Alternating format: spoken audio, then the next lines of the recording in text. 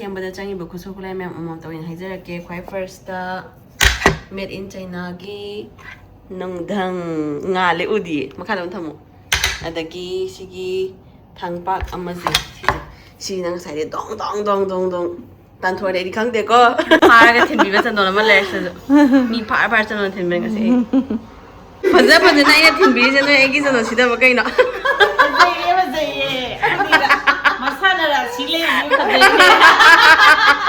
ꯊꯥꯏꯅ ꯌꯨꯝꯗ ꯑꯉꯥꯡ ꯐꯥꯔ ꯐꯥꯔ ꯊꯤꯟꯕꯗꯣ ꯑꯩꯗꯤ ꯌꯥꯝ ꯊꯤꯜꯂꯛꯇꯦꯕ ꯑꯗꯨꯃꯥꯏꯅ ꯑꯗꯣ ꯍꯧꯖꯤꯛ ꯐꯪꯉꯛꯇ꯭ꯔꯕꯅꯤꯅ ꯑꯍꯟ ꯑꯣꯏꯅ ꯐꯥꯔ ꯊꯤꯜꯂꯦ ꯐꯖꯕ꯭ꯔꯥ ꯐꯖꯔꯦ ꯄꯤꯛꯇꯛ ꯇꯧꯔꯒ ꯐꯖꯔꯦ ꯁꯨꯃꯥꯏꯅ ꯇꯧꯅꯩꯗꯣ ꯀꯩꯒꯤꯅꯣ ꯁꯥꯏꯅ ꯇꯧꯕꯗ ꯑꯩꯁꯨ ꯂꯩꯔ ꯇꯧꯕ ꯇꯝꯃꯤꯅꯤꯅꯦ ꯑꯩꯁꯨ ꯈꯪꯗꯦ ꯀ꯭ꯌꯨꯠ ꯀꯥꯏ ꯑꯃꯗꯨꯅ ꯑꯩ ꯁꯨꯡꯄꯨ ꯄꯨꯊꯣꯛꯄꯤꯅꯤꯡꯗꯕꯅꯦ ꯅꯔꯩꯒ ꯀꯣꯜꯂꯣ ꯉꯥꯡꯕꯗ Moina aibu puthokhibagi.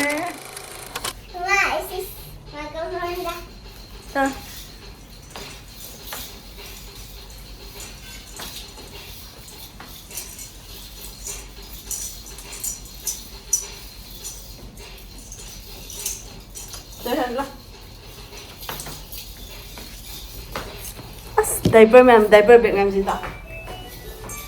No, very good. Ready, 1, 2, 3, 4. Ding ka tak ka tak ka tak ka ding ka tak ka tak ka tak ding ka tak ka tak ka tak ding ka tak.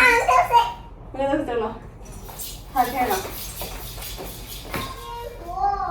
Hi mayam ngasi se sumai tawbane. Akhoi da che chan ne che sachi ne chak chaba lakani bo ko. Che chan gi mama Manipurdagi chang idana ko adu sida lakpa tha phadri adu akhoi da ngasi je mayam suti leiba sida adi kanglen ko oiba sida akhoi da chak chamina se na sareng ga phangba sida ma pa chana dana ko sareng thongba chamina se na mayam le no invite to gibane dinner oina adu hauzik ngasi je moi la ani bo ko adu da sareng sem ko pa loi loi gre ngasai mama na adu mark video da hapchar age adu aina uti thongba adagi iromba champu loi loi am bo ko hauzik mama na sareng bo hor khare aduga kena to boga gago makom ro boga hor khare bo ko adu pung tare ta sale moi laktri mai kitang theng lakani harakani bo ko adu khoi jo gyan ta tabi adum thonga ba adu ai chandon ga phajan thile lipstick sangri chama lo daga hana mai ngai boin tha orage ado ai introduction se marak te oin number hor ai chandon je kharaga sum thinba hairak padagi sum thiningi eba ko ado nga ga thongba sida kangleng oiba sida chandon thilak pane bo ko ado da mama su asomda sareng thongi ado ai sumaina set le ngasi dira isi se ro sumain se le bo ko ado lapya brain ke coffee spice le ko tin chani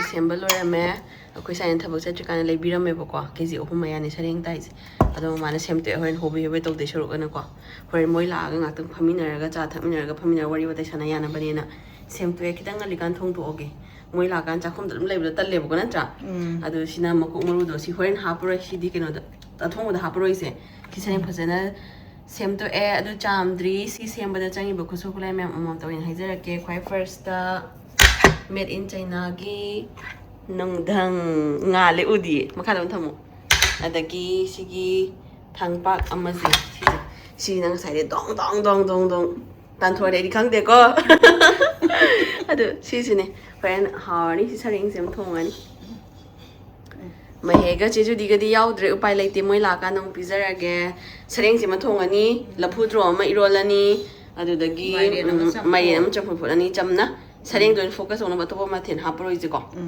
khangdi ma then loino uti ma chet ama hapsira khangdi phagadra yengdis aduga si horen thongbodo mate mate ucharake aduga moi lakpasu mate mate ucharake videos aina kena to ba uti ma thongba loire ko horen okhai ulage thamda gi baini ko adagi iromba ma loire kena lo phojo iromba aduga sina mayen champur ama loire makok maru ngaugi aduga sina sareng na mama na thongdaini sareng thongna basida sem mayam wa hap to sing chanam tilhau ngari adagi hawai thrak sida sareng lai horen thong hor kan ulake sareng ngauba hogat khare adudagi sida mahi do chengi keno do ching hi do adudo sahalle ko adi sareng phajana ngauba hore hoji masa dasanaba phajana ngaurani sida thau thangkali sina mapuk muru ngobai ne mapuk muru ngona bana sida laire ko aduga sida hapnaba aluga keno ga hawai thrak ka Kain tapna thongba hogatle kana coffee ama selaga sumaina kai machu haideno sije ama sesale tisale sampu changini hodi sam hat pagi sim thadok pani ichau bilai thamoria la ichau bilai to you ta saudi namar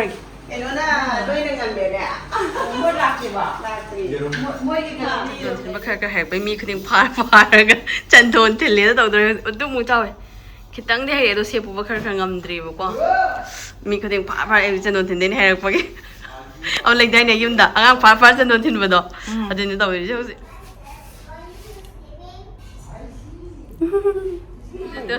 se zai na phar ga thin bi ba chandon ma le se mi phar chandon thin ben ga se dai de ha Aku pun sedang main sih nak pilih je, main sih nak. Kamu itu bisa, jadi kamu. Ngai aduh ini pasal na. Pasal na ini tim biri je, ngai egi sana sida bagai na. Masana lah sile ini pisum payah punya dah.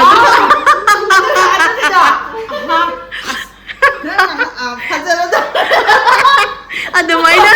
Kasi na para sa nonton mi. Nang kaya ba ni pazara daw na tawbiga daw nang koy buran jamku ba. Hausi kiraga tilok sanam semge makomor mo bagi tilok di seme janam semge.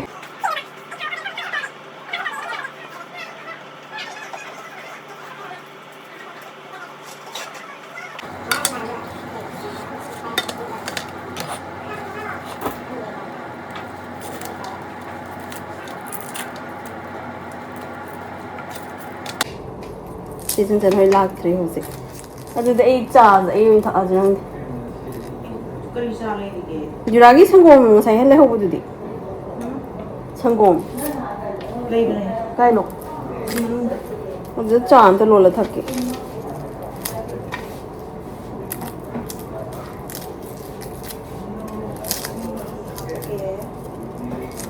Sembuh ke game yang aduh trà lo. Mai chane kan sering thumu lo le. Am to khai biro ma. Mai mutat pe ani nan ta loi nang rani ko. Wow, phazare. Chi tha nakan thang du ga cha thang ga ya ni ko. Phazare. Are. Cha su loli. Ma ko mo ba su kan ngori cha su kan loli. Chak sa di kan cha han thak sen. Che sen sen hoi lak tri. Cha han thak min ar gen.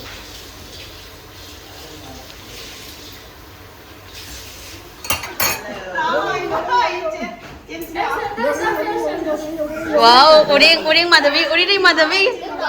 Madhavi jange. Jihan chango ima na moge. Jihan chango.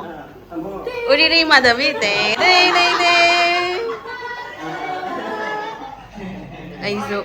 Aigi side ni hizabi khara. Chandon je phaza manda mayam ne thinbiyo. Kiu lenge hojik mi customer ni thin garisina third customer ne.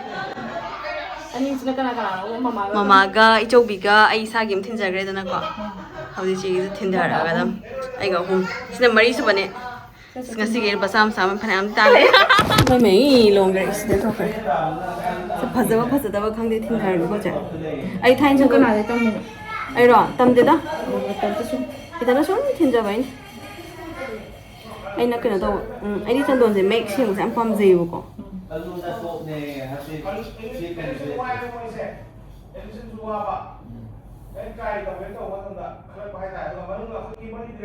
nungtigi thaina yumda angang phar thim do diam thin ba thilak de ba namaina ada hoji phangakram ahan oim phar thil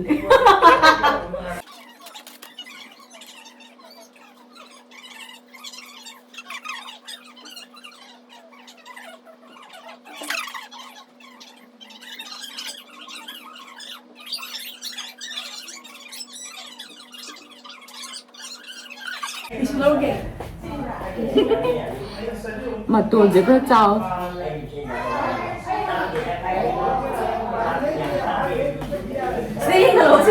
Yang alam nih, ada apa? Matuan saya kacau kan.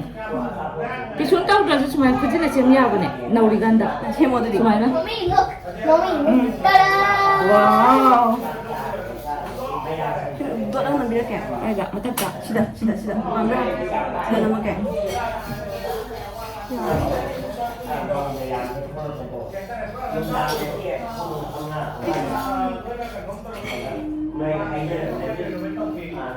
No. Yang Yang apa sih? Yang apa? Ayo coba kita bayar apa? Bayar apa? Yang hai Sorry tu. Yang hai deh. Mi par kan ni harus. Siapa bayar apa? Yang hai asam kan. Asam bikin bagai. Asam itu macam tu juga. Ini. Cái gì? Mayam ay channel thinba hay right the recommend hay pira mo ko. Kitchen na channel sang ba thinba tambiri diaper bag ta. Diaper box. Magazine dah tahu lah nungai bene. Sai na. Matan de channel sang bi thin da ke.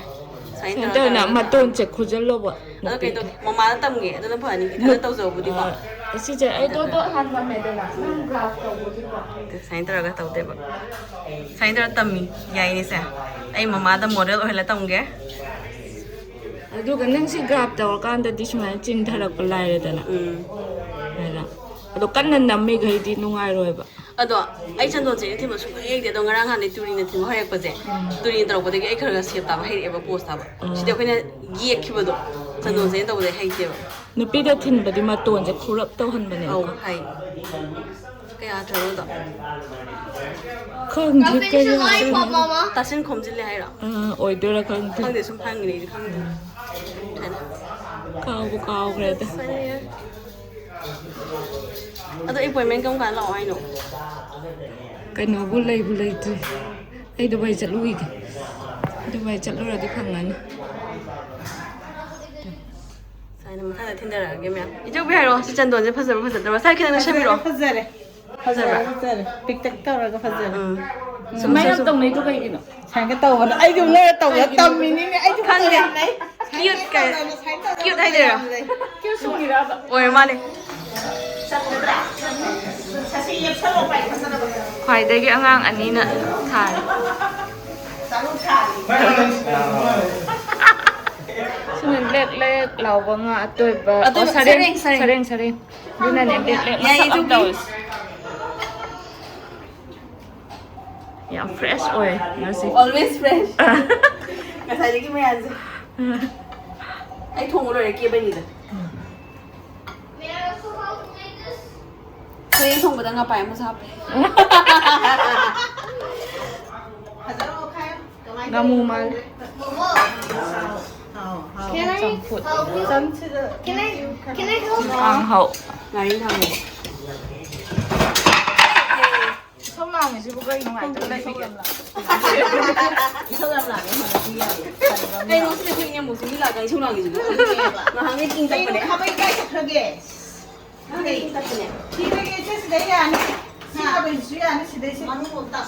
Sisu yaneba. Kata kay hapag yun. Mau ano bin. Tang liin ko ba biga Uti. Sareng. Si hapag eh. Campur. Lapu ilong pa. Masih kang din na to. Hapo, order kayo. Ha? Kang din. Ha, Masih kang din. It sounds very old.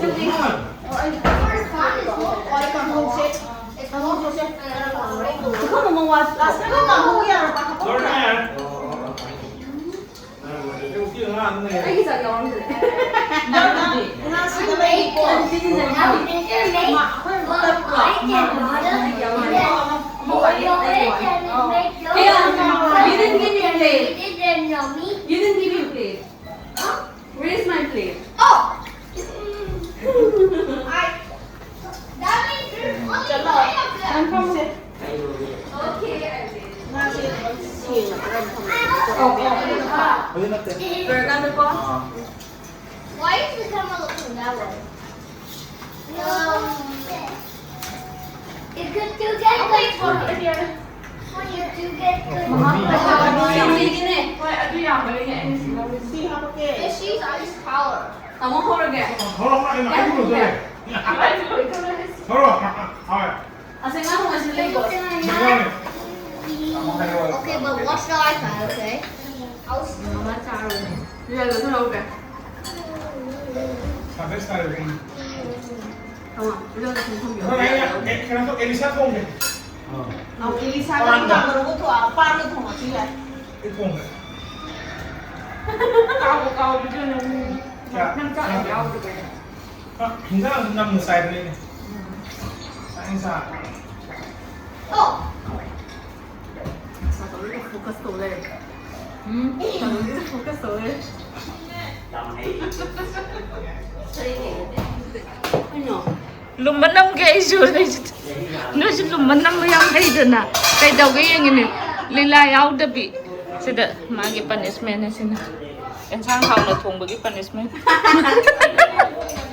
Nuna kay thogay pu biyo ni natra. Ngasay dagi ta khum dam khum biyo ai pu thog biyo na ya di natra. putu asla ja ja ma ju kun dok piam ma cha kha Ama dun ai su pu thog biyo ngi bane. Nãy giờ cổ lòng hàng rồi đấy. mai nga ai bu puthokibagi ne Ya de ba ado. Không pu thog biyo ya de ba. ngai de Tu, je. Ai na sai bu sang sai de kwa. Su ba ke hai ra kwa ya mu. Rồi. ram no ngai ti Yes, đúng rồi. Chị ai cái đi lùi. punishment daws Ai thầu ai nói thế nên này quấy vụ việc để ai học gì khang tất cả. Một đứa thùng bạc, phim nhập phim bạc. han do ning ya da ko sa ki da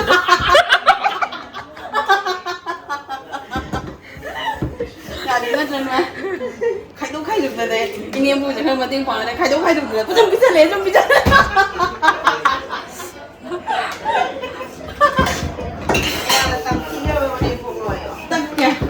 khai do da na phi ngai se pi sa lo ra ge kan dai no ke luhan Playing games like kana gi phone no it's loading. Hey, this game. It's Ano loading ka na, no? because I lost. That's why. I need some too.